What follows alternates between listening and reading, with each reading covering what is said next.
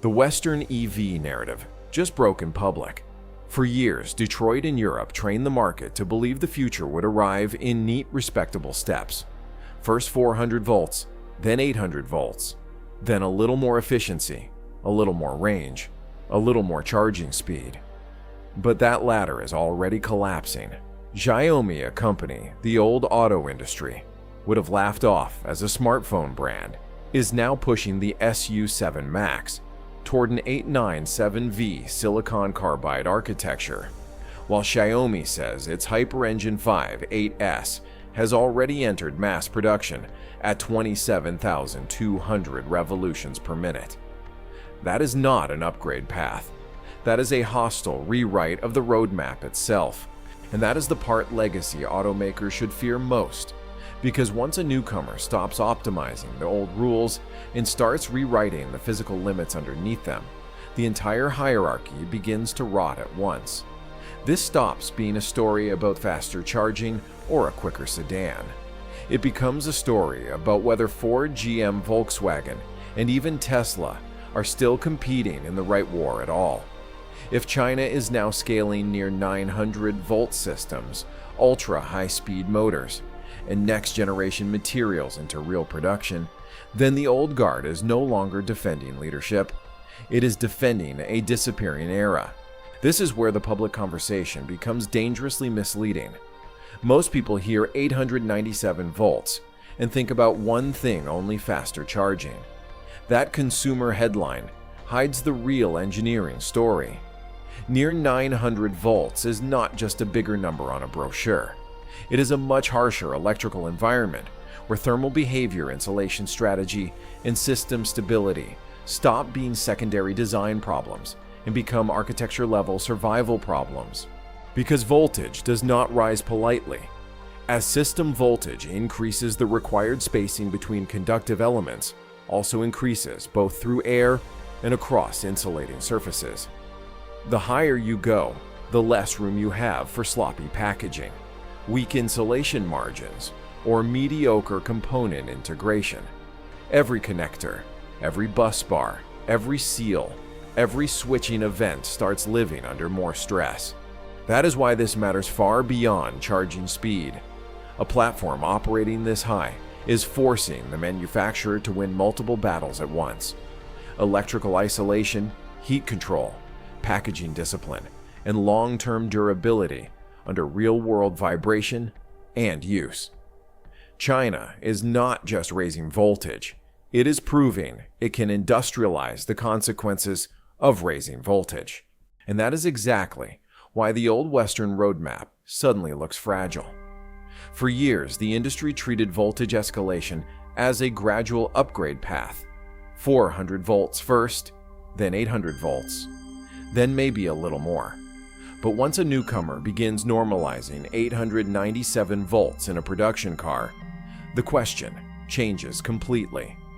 The question is no longer who moved first to a modern EV platform.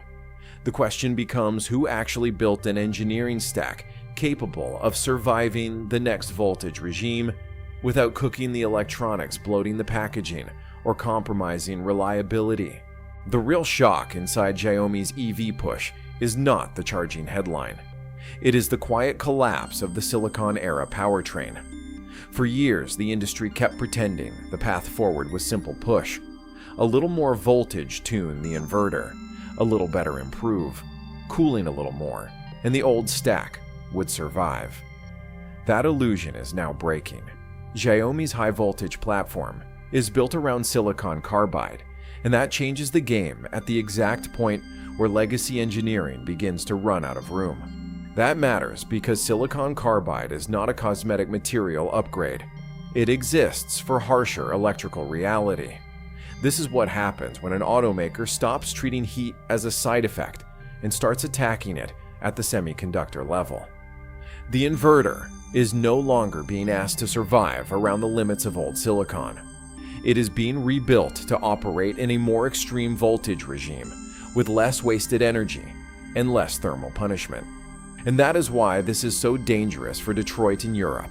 In the real world, EV drivetrains do not live at peak output all day. They live in constant switching partial load, repeated acceleration, and endless thermal cycling. That means the advantage is not limited to a dramatic launch control moment or a flashy charging demo.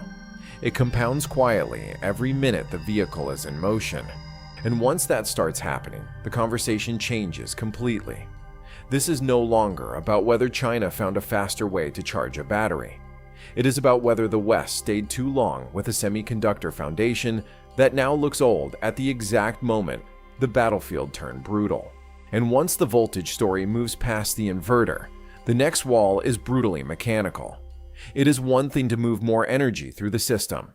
It is another thing entirely to convert that energy into motor speed without tearing the machine apart from the inside. That is where Xiaomi's broader EV push becomes harder to dismiss as hype. Xiaomi says its Hyper-Engine Phi 8S has entered mass production with a maximum speed of 27,200 revolutions per minute, and that required ultra-high-strength silicon steel together with a bidirectional full oil cooling design. Those details matter because extremely high motor speed is never just about a bigger number. It is about whether the rotor, the magnetic system, and the cooling architecture can stay stable under forces that become increasingly unforgiving as RPM climbs. That is exactly why this should make the old guard uncomfortable. Even one of the most advanced American EV powertrains had to use an exotic rotor solution to hold performance together at the extreme edge. Xiaomi's answer points in a different direction: push motor speed higher, pair it with new material strength, and attack the thermal problem with full oil cooling engineered into the motor system itself. This is not a trivial flex. It suggests China is no longer satisfied with matching Western performance architectures. It is trying to industrialize a more aggressive one. And once motor development turns into a contest over rotor survivability, material strength, and heat extraction at extreme rotational speed, the gap is no longer just about software polish or battery sourcing. It becomes a manufacturing and materials problem at the deepest level of the machine. Then comes the battlefield most legacy brands still underestimate: the atmosphere itself. This is the part of EV engineering that looks elegant in marketing shots and absolutely merciless in the real world. Once speed rises, drag rises brutally, and highway efficiency becomes one of the harshest tests any EV has to survive. At that point, bad aerodynamics stop being a design flaw and start becoming a permanent drain on range. This is where Xiaomi's numbers stop looking cosmetic. Xiaomi says the SU7 reaches a drag coefficient of 0.195. That matters far more than the styling language wrapped around it. On an interstate or any long high-speed route, aero is not just about making the car look sleek. It is about reducing the invisible penalty the air keeps charging every second the vehicle remains fast. And that is why this should worry Detroit and Europe. For years, a huge part of the EV conversation was trapped inside batteries charging and software. But once aerodynamic efficiency gets pushed this far, the car starts preserving energy before the battery even has to prove itself. That changes the competitive equation. It means a manufacturer is no longer asking the pack and motors to overpower bad airflow with brute force. It is asking the body itself to cooperate with efficiency. That is a deeper kind of engineering discipline, and it is exactly the kind of discipline that makes an old roadmap age very quickly. Xiaomi is not just building a faster electric sedan. It is making the Air less expensive to fight. The most revealing shift, though, may be happening lower in the car, in the place legacy automakers have spent years treating like dangerous cargo. For a long time, the battery pack was approached as something heavy, volatile, and separate. Build the car, build the pack, bolt the two together, and then spend the rest of the engineering process managing the penalties. Xiaomi's language points in a different direction. The battery is no longer being handled like dead mass that must be tolerated. It is being pulled deeper into the vehicle's core architecture. And once a battery becomes more deeply integrated, the stakes rise immediately. Integration can improve efficiency in packaging, but it also raises the consequences of thermal failure, impact loads, and heat propagation inside the pack. That is where Xiaomi's answer becomes more important than the headline specs. The company talks about a multi-layer physical protection system, advanced active cooling, and extremely aggressive thermal failure control. The message is clear. The competition is not only moving toward bigger packs, but toward packs that are harder to destabilize when something goes wrong. That is why this should land as a warning for Detroit and Europe. The deeper the battery moves into the vehicle's architecture, the less this becomes a sourcing contest, and the more it becomes an integration contest. At that point, you are no longer competing on pack size, charging speed, or marketing range alone. You are competing on structural design, thermal containment, manufacturing precision, and the ability to make all of those systems cooperate at scale. The most dangerous mistake the West can make now is to treat Xiaomi like a flashy exception. Exceptions do not move this fast from launch to industrial scale. Once near 900-volt architecture, ultra-high-speed motors, ultra-low drag, and deep battery integration begin showing up in real production volume, they stop looking like experiments. They start looking like a new engineering stack entering the market. And that is where the meaning of this shift turns brutal. A price war damages margins.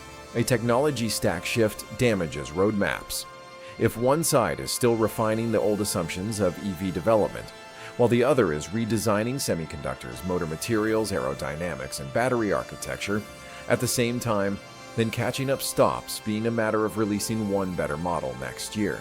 It becomes a painful rebuild of suppliers' validation methods, cost structures, and manufacturing logic.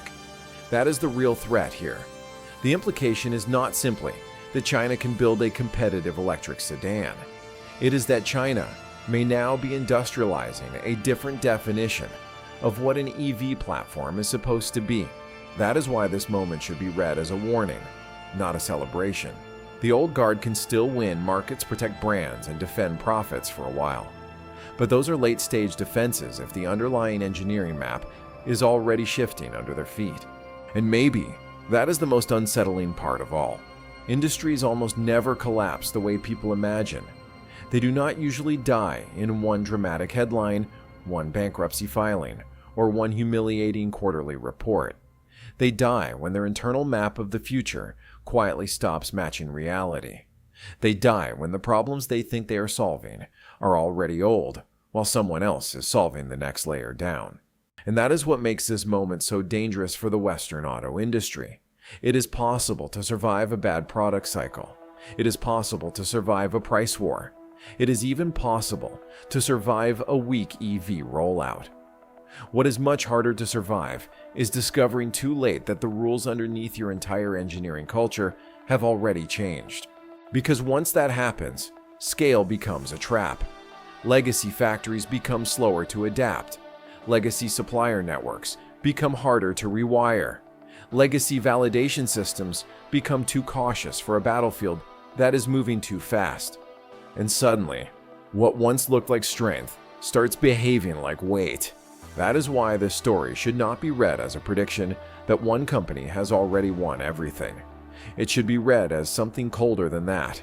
A signal that the center of gravity in automotive engineering may already be shifting, and that some of the brands that once defined the future may soon find themselves defending the past. And the real question is no longer whether that shift has started. The real question is how many legacy automakers will still be pretending it has not.